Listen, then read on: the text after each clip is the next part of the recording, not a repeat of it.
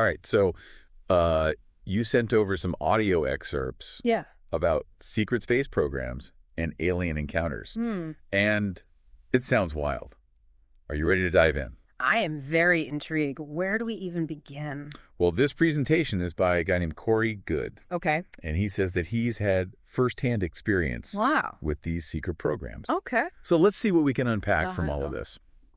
Goode starts off by talking about early research Okay. into anti-gravity technology. He mentions this guy, Dr. Victor Schauberger, Mm-hmm. who was doing experiments back in the early 1900s. Interesting. Apparently, Schauberger was looking at something called anti-gravity vortexes Okay. in water and believed that the shape of an egg was somehow the key to creating these torsion fields. Torsion fields are complicated. They're kind of like imagine an energy field that relates to the spin of particles. Okay. Some theorists believe that if we could understand and manipulate these fields, Yeah. we might be able to unlock the secrets of anti-gravity. What's interesting is this Schauberger guy, Mm-hmm. he was drawing on ancient knowledge, Oh, really? like old Indian texts that talked about anti-gravity tech Wow. from thousands of years ago. So we're not just talking about some lone scientist. Right. There's a whole hidden history here. Right. And then things get even wilder when Goode brings the Nazis into the picture. Oh, boy. He says they were obsessed with Schauberger's work, Okay. and they ended up kidnapping him to get their hands on his research. For real. Yeah. Why were the Nazis so interested in anti-gravity? Well, according to Goode, it was more than just weapons. Yeah. They wanted to expand into space. Goode claims they were already developing disc-shaped spacecraft. Like flying saucers. Exactly. Yeah. Using all sorts of advanced engine technologies, like the Bell engine and the DLA engine, which was a type of electrogravitic propulsion system. Wow, so they were actually building these things. That's what Goode suggests. And he even says that the unique properties of these craft Mhm. made them really hard to target with conventional weapons. So it's starting to sound like something straight out of an Indiana Jones movie. Yeah, I know, right? But Goode takes it a step further. He claims that the Nazis weren't working alone. Who were they working with? There was this secret society called the Vril Society. The Vril Society? Yeah, they were supposedly obsessed with advanced technology and spiritual knowledge. Some people believe they were even in contact with extraterrestrials. Whoa, hold on. So Goode's claiming that the Nazis learned some of their anti-gravity tech from this Vril Society. That's what he says. And get this. What? One of the Vril Society members, Okay. a woman named Maria Orsic, Yeah? might have been an extraterrestrial herself. That's a pretty bold claim. Yeah. So we've got Nazis, secret societies, and now aliens. That seems to be the picture Goode is painting. And if that wasn't enough, Oh. Goode then claims that the Nazis went on to make deals with reptilian aliens. You're Nope. He calls them the Draco. the Drake. Yeah. And Sanaa says they helped the Nazis establish bases in Antarctica, Really? on the moon, and even on Mars. Wow. Secret alliance between Nazis and reptilian beings hiding out in Antarctica. It sounds unbelievable. That's the story Goode is telling. Wow. He even claims that a 1947 expedition to Antarctica, Okay. called Operation High Jump, Yeah. was actually an attempt to uncover these secret bases Wow. and the ancient ruins where these reptilian beings supposedly lived. So, if the Nazis were working with these reptilians, what about the United States? Where do they fit in? That's where things get even more complicated. Okay. Goode claims that after World War II, Hmm. the U.S. government started recruiting Nazi scientists Mm. through this program called Project Paperclip. I've heard of that. And some of these scientists were still in contact with the Nazi factions in Antarctica Oh, wow. and acted as intermediaries for meetings between the U.S. government and this breakaway Nazi group. It's like a shadow war playing out on a global scale. Yeah. What was the U.S. government's goal in all of this? Yeah. Well, according to Goode, the Nazis were trying to pressure the U.S. into acknowledging the existence of extraterrestrials. Interesting. He even mentions a supposed incident in 1952 Okay. where a fleet of Nazi spacecraft flew over Washington, D.C. A UFO flyby over the White House. That's what Goode claims. Wow. And according to Goode, it worked. Really? He claims that in 1955, the U.S. government signed a treaty with this breakaway Nazi group. A treaty? What kind of treaty? Goode doesn't give a lot of details, Okay. but he suggests that this treaty gave the Nazis access to resources and technology in exchange for their knowledge of anti-gravity. So the U.S. government essentially made a deal with the devil. That's one way to put it. Wow. And Good believes that this treaty led to the Nazis infiltrating American aerospace corporations and even influencing the creation of NASA. It's like a secret history of the space race. It sounds like it. And that's just the beginning of Good's story. He goes on to talk about something he calls the brain drain, Okay. where millions of the brightest minds from around the world are being secretly recruited into these space programs. He estimates that something like 55 to 60 million people have been taken. Imagine all the scientists and engineers just vanishing, recruited into secret projects. It is mind-boggling. And Good claims that most of these recruits have no idea what they're really getting into. Wow. They're told they're working on projects to ensure the survival of humanity Okay. in case of a disaster on Earth. Yeah. But in reality, they're being used to advance the agendas of these secret space programs. Like a global conspiracy operating right under our noses. Yeah, and one of these programs, Good says, is called Solar Warden. Solar Warden. It was formed in the 1980s, Okay. and its mission was to protect the solar system from, well, he doesn't say exactly what. Protecting us from what? Aliens? Asteroids. He's not clear on that point. Right. But he does say that President Reagan was briefed Okay. on the existence of this program and the reality of extraterrestrial contact. So the highest levels of government are aware of this. That's what he claims. Yeah. But yeah. Solar Warden isn't the only secret space program out there. There's more. Good describes another program called the Dark Fleet, The Dark Fleet. which is a lot more aggressive. Aggressive in what way? Good claims that the Dark Fleet is working alongside those reptilian beings, The Draco. the Draco, to conquer other star The systems. bunker. Yeah. He describes them as a militaristic force, engaged in all sorts of shady activities. So we've got one space program that's protecting us Yeah. and another that's conquering other planets. That's right. It sounds like there's a lot of infighting going on. There definitely seems to be some kind of power struggle. Wow. Good even mentions another group called the Interplanetary Corporate Conglomerate, Okay. or ICC for short, ICC. which he claims is the most powerful of all these secret space programs.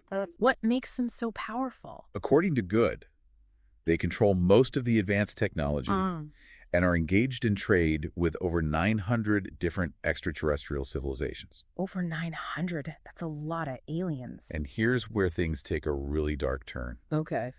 Good claims that the ICC is involved in an interstellar slave trade, What? abducting humans and selling them to extraterrestrials. That's awful. He says they trade these humans for technology, biological specimens, and other resources. A human slave trade across the galaxy. That's a truly disturbing thought. I know, it's one of the most unsettling aspects of Good's story. Yeah.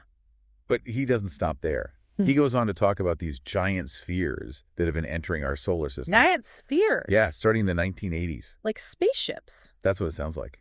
Good describes them as being massive, some even the size of the moon. He says they ignore all attempts at communication and remain cloaked, which caused a lot of panic Yeah. among the various secret space programs. I can imagine. Good says that in 2012, hundreds of these moon-sized spheres entered the solar system. Okay. And that's when everyone realized that these spheres weren't aligned With any of the existing space programs, human or otherwise. Wow.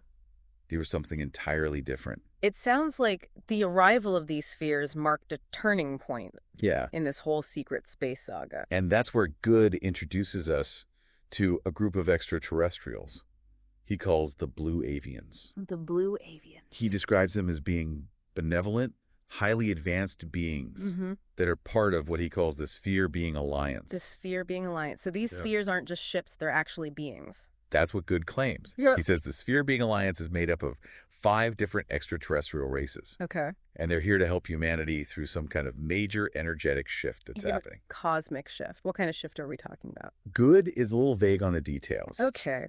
but he implies that it has something to do with consciousness, energy, and maybe even evolution. He says the blue spheres in particular are like a protective barrier, shielding us from some kind of harmful ways. Wow, so we've got reptilian beings causing trouble and these benevolent blue spheres protecting us? It does feel like a cosmic drama, with forces of light and darkness. It does. And it gets even more complicated when Good starts talking about something he calls the Plasma Scalar Field Network. The Plasma Scalar Field Network. He describes it as this system of energy control that's being used to manipulate human consciousness. That's a lot to unpack. What exactly is a Plasma Scalar Field Network? Think of it like an invisible network that connects everything and everyone. Okay. Good claims that this network is being used to transmit information and energy, and that it can be used to influence our thoughts and emotions, even our memories. Like a global mind control network. That's what Good is suggesting. Okay. And he claims that it's not just some abstract concept. Right. He says this network operates through our electronic devices, through implants, and even through something called entity attachments. Entity attachments, what are those? Good describes them as these non-physical beings. Yeah. They can attach themselves to our energy field and influence our thoughts and actions. Wow. He claims they're often used to suppress memories and control people, especially those who might expose these secret space programs. So we've got secret space programs for reptilian aliens, a slave trade, giant spheres, benevolent blue beings, and now a mind control network. It's a lot to wrap your head around. It is. Good throws a lot of information at us. He does. And it's hard to know what to make of it all. It's fascinating, though. It really challenges us to question what we think we know about the world. I agree. It's like a journey down the rabbit hole. It is. And who knows where it will lead us. Well, we've only just scratched the surface of Good's claims. There's more. Oh, yeah. He goes on to talk about his own experiences with these entity attachments, the true nature of the sphere being alliance, and even a cosmic summit. A cosmic summit. Where all these different alien groups come together to negotiate the future of humanity. I can't wait to dive into all of that. Me too. So we left off with a truly disturbing thought. Yeah. An interstellar slave trade.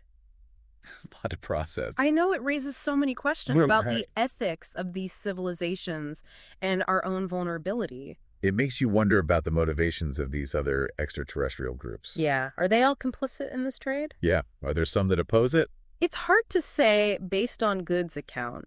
He focuses mainly on the ICC. Right. But he does mention that not all extraterrestrial groups are the same. Give me an example. He describes the Draco as being particularly aggressive and expansionist.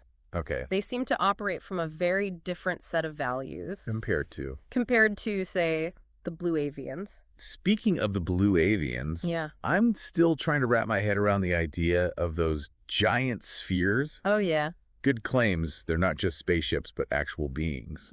It's a mind-bending concept. It is. Good describes the Sphere Being Alliance as consisting of 5 different extraterrestrial races, all operating at a very high level of consciousness and technology. And these spheres, they exist in a state of pure energy. That's what he says. They don't seem to operate within the same constraints of space and time that we do. That's hard to even imagine. I know, right? It stretches our current understanding of physics and consciousness. Totally. Good even suggests that these blue spheres are acting as a protective barrier. Oh, really? For our solar system, shielding us from some kind of harmful energetic waves. So we've got these reptilian beings. The Draco. The Draco, who seem to be involved in all sorts of negative activities. Yeah. And then we have these benevolent blue spheres protecting us. It's like a cosmic battle playing out on a scale we can barely comprehend. It does feel like a cosmic drama. Yeah, with forces of light and darkness. And Good claims that the blue spheres are here to help us. Through a period of major transformation. A cosmic upgrade. What does that even mean? I was just going to ask you that. Well, Good is a bit vague. Yeah. But he suggests it has something to do with a shift in consciousness. Okay. A raising of our vibrational frequency. Interesting. He even claims that he himself is part of what he calls the Blue Avian Soul Group. The Blue Avian Soul Group. He believes that many people on Earth are actually souls from other star systems. Really? Who have incarnated here to help with this transformation. So you're saying there are people walking around right now who are actually alien souls? That's what Good is suggesting. That's wild. So he's saying this cosmic upgrade is leading to some kind of awakening. That's right, where people are starting to remember their true origins and connect with their higher purpose. Yeah. Not everyone is on board with this shift. And that brings us back to that mind control network. The plasma scalar field. Yeah. Exactly. Good claims that this network is being used by certain groups to suppress our consciousness. and keep us from realizing our full potential. It operates how? Through our technology, through implants, and through these entity attachments. He even mentions viruses. Yeah. That's a chilling thought. Yeah. Are we all just pawns in some cosmic game? It's a question that Good's story forces us to consider. He talks about these entity attachments. Yeah, in quite a bit of detail. So he's not just speculating about this. Right, he claims to have firsthand experience. And he connects the idea of entity attachments to unresolved trauma. He does, suggesting that our emotional and psychological wounds can make us more vulnerable to these influences. It's almost like an invitation for them to come in. Exactly. So Good is suggesting that the battle for humanity's future is being fought on two fronts. That's a great way to put it. An outer battle against these secret space programs. Yeah. And an inner battle against the forces that seek to control our minds. I think you've hit the nail on the head. It makes you wonder, where do we go from here? How do we navigate all of this? That's the million-dollar question. Right. Good offers some insights. In the final part of his presentation. Where he discusses something called the Muhammad Accords. It sounds like some kind of cosmic peace summit. Okay, now I'm really intrigued. What are the Muhammad Accords? Think of it as a galactic United Nations meeting, but with a lot more at stake. Good claims that a group known as the Super Federation organized this summit. The Super Federation? To establish new rules for interacting with Earth and humanity. Wait a minute. So you're saying they invited the Draco reptilians? It seems like a risky move. Why would they even consider negotiating with them? Well, according to Good, yeah, the Super Federation was trying to find a peaceful resolution. Did it work? Did the Draco agree to the terms? That's where things get even more complicated. Okay, so we've got this cosmic peace summit called the Muhammad Accords, organized by the Super Federation. The Super Federation, yeah. Good describes them as a council of over 40 different extraterrestrial groups. 40? Wow. And they called this meeting to establish some ground rules. That's right, especially in light of all the secret deals and manipulations. So they invited the Draco reptilians to this peace summit. It's definitely a head-scratcher. It is. Why would you invite the group that seems to be causing the most problems? Well, Good suggests that the Super Federation believed it was important to include everyone. Everyone? Yeah, even the more negative factions. Did it work? Did the Draco agree to the terms of these Muhammad Accords? According to Good, the Dracos were reluctant to fully commit. Really? They participated in the negotiations, but they didn't really embrace the spirit of cooperation. So it sounds like these galactic negotiations are even more complicated than dealing with the United Nations here on Earth. Absolutely. And keep in mind, we only have Good's perspective on all of this. That's true. We have to take it all with a grain of salt. Right. But it raises some interesting questions. Like what? Like, what does it mean for humanity's future if these extraterrestrial groups are interacting with us? Yeah, making deals and negotiating our fate behind the scenes. It's a lot to think about. It is. Good suggests that we're at a crossroads. In our evolution. In our evolution as a species. And he claims that the Blue Spheres are here to help us. Right. To navigate this transition. That's what he says. But he also warns about the dangers of this mind control network. The plasma scalar field. It's like we're caught in a tug of war. That's a great way to put it. Between forces that want to help us evolve. Yeah. And forces that want to keep us suppressed. It's a cosmic drama playing out on a scale we can barely comprehend. And according to Good, we're not just passive bystanders. That's right. So what can we do? If all of this is really happening, what can we as individuals do to make a difference? That's a question that Good doesn't answer directly, but I think his narrative points us in the right direction. He emphasizes the importance of awareness. Okay. Questioning what we're told, seeking out our own truth. So it's not just about looking out there at the stars. Nope. It's also about looking inward. Exactly. And choosing to align with the forces of light and love. That's right. Raising our consciousness, expanding our awareness. Well, this has been an incredibly thought-provoking deep dive. It has. We've explored some pretty wild concepts. We've covered a lot of ground. And it's hard to know what to make of it all. I think that's a great place to leave it. Yeah. We've presented you with Good's claims. And now it's up to you to decide what you believe. Do your own research, ask questions, and come to your own conclusions. The truth is out there. And it might be a lot stranger than we ever imagined.